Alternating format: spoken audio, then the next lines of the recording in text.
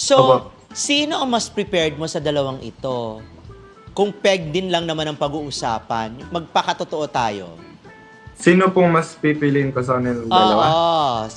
Yung kamukha ni Barbie Fortesa o yung kamukha ni Catherine?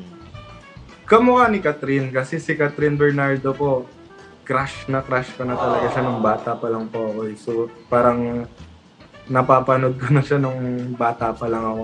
Bata pa rin siya nung napapanood ko. Kaya nung nakita ko rin si Rica, sabi ko parang kawig to ni Catherine Bernardo. So, lalo nang pinanood ko rin po yung isa niyang pelikula, yung Hibaw. Kaya sabi ko, mukha siyang kamukha niya si Catherine Bernardo.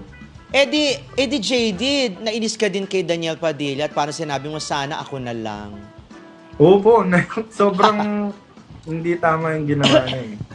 Kasi parang sinayang niya si Catherine Bernardo eh, nasa kanya na yung parang lahat ng pinagpapantasyahan ng lalaki, lahat ng pinapangarap ng mga lalaking kaedad ko, kahit hindi ko kaedad. Pati yung mga kapwa-artista, tapos syempre ginanon niya eh. Syempre babae pa rin po yun na parang niloko mo, pati yung pamilya, hindi lang yung babae.